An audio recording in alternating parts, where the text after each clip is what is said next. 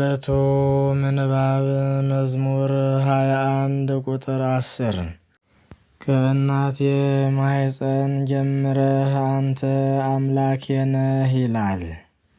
በዚህ ክፍለ ትምህርት የምናየው አብይ ነገር ሕፃናት ከእናታቸው ማኅፀን ጀምሮ ሊደረግላቸው ስለሚገባ እንክብካቤ ነው። ቅዱስ ዳዊት ሕፃናት ከእናታቸው ማኅፀን ጀምረው በእግዚአብሔር የተመረጡና አምላካቸውም እግዚአብሔር እንደሆነ ያስተምረናል። ራሱ እግዚአብሔርም ነቢዩ ኤርምያስን ባነጋገረበት ወቅት በሆድ ሳልሰራህ አውቄሃለሁ፣ ከማኅፀንም ሳትወጣ ቀድሼሃለሁ። ኤርምያስ ምዕራፍ 1 ቁጥር 5 ሲል ስለ ሕፃናት ሲናገር እናያለን። በሌላም በኩል ሕፃናት በማኅፀን ሳሉ ሳይቀር በመንፈስ ቅዱስ ተሞልተው ለጌታ ሰግደዋል።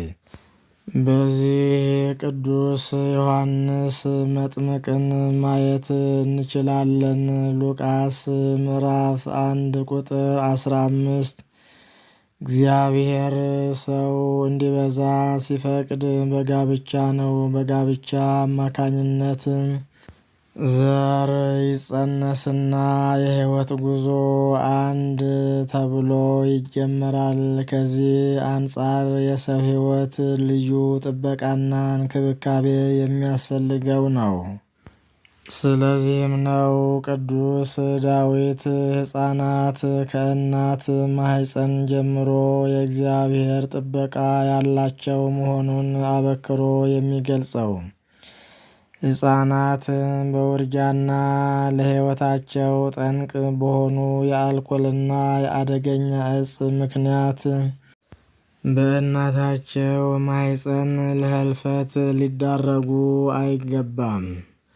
ሕፃናት በእናታቸው ማኅፀን በእግዚአብሔር ጥበቃ ስር ያሉ በመሆናቸው ልዩ እንክብካቤና ጥበቃ ሊደረግላቸው ይገባል። እናቶችም ከጽንስ በፊት በጽንስ ጊዜም ሆነ በመውለዳቸው ጊዜ እንዲሁም ከወለዱ በኋላ አስፈላጊ የምግብ አቅርቦት፣ የሕክምና ክትትልና የተመቻቸ የእረፍት ጊዜ ሊያገኙ ይገባል።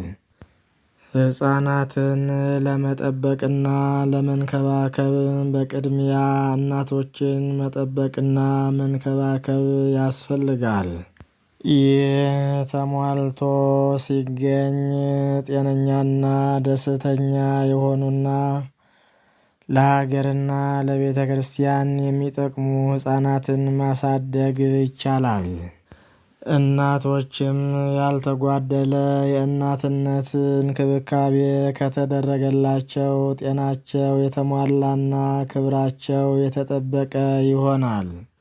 ባል ለሚስቱ የሚገባትን ያድርግላት፣ እንደዚሁም ሚስት ለባሏ የሚገባውን ታድርግለት የሚለው የእግዚአብሔር ቃልም በዚህ ተፈጻሚ ይሆናል። አንደኛ ቆሮንቶስ ምዕራፍ 7 ቁጥር 3። ዛሬ በሀገራችን ከሃይማኖት የተወረሱ ሳይሆኑ በልማድ የመጡና ሴቶችን የሚጎዱ ብዙ ነገሮች አሉ። ለምሳሌ የሴት ልጅ ግርዛት አንዱ ጎጂ ልማድ ነው። የሴት ልጅ ግርዛት በሃይማኖት ያልታዘዘ ከመሆኑም በላይ በሴቶች አካልና ስነ አእምሮ ከፍተኛ ችግር በመፍጠር ላይ ይገኛል። በወሊድ ጊዜም ሆነ አብሮ በመኖር ችግር በመፍጠር መለያየትንና ከፍተኛ የሆነ የወሊድ ጣርን በማስከተል የብዙዎቹን ትዳር አፍርሷል። የብዙ እናቶችን ሕይወትንም ከልጆቻቸው ጋር ለሕልፈት ዳርጓቸዋል። ይህም እግዚአብሔር እንዳዘዘን ለሕፃናትም ሆነ ለእናቶች የሚገባቸውን እንክብካቤ አለማድረጋችንን ያሳያል። ልማድ በሆነ ነገር ሴቶችና ሕፃናት ሲጎዱና ለልማድ ተብሎ የእግዚአብሔር ትእዛዝ ሲፈርስ ዝም ብሎ ማየት ከክርስቲያኖች የሚጠበቅ ካለመሆኑም በላይ በእግዚአብሔር ዘንድ ያስፈርዳል። ማቴዎስ ምዕራፍ 11 ቁጥር 3። በመሆኑም ለሴቶች የሚገባቸውን አድርጉላቸው ከተባሉት አንዱ በግርዛት ምክንያት ከሚደርስባቸው የዕድሜ ልክ ችግርና ሕመም በመገላገል ያለ ችግር ትዳራቸውን የሚያጸኑበት በወሊድ ጊዜም በራሳቸውና በሕፃኑ ላይ ችግር ሳይደርስ ያለምንም ስጋት እንዲገላገሉ ማድረግ ነውና ግርዛትን በማስወገድ የሚገባቸውን እንክብካቤ እናድርግላቸው። እንደዚሁም ሕፃናት ከተጸነሱበት ቀን ጀምሮ በሕይወት የመኖር መብታቸውን ልንጠብቅላቸው ይገባል። ዛሬ ያሉ ሕፃናት በእንክብካቤ አድገው ነገ ሀገር ተረካቢና ለቤተ ክርስቲያንና ለሀገር ጠቃሚ ዜጋ እንዲሆኑ ማድረግ ከሁላችን ይጠበቃል። አምላካችን እግዚአብሔር በቸርነቱ ሕፃናትን እንዲያሳድግልን ቅዱስ ፈቃዱ ይሆንልን። አሜን።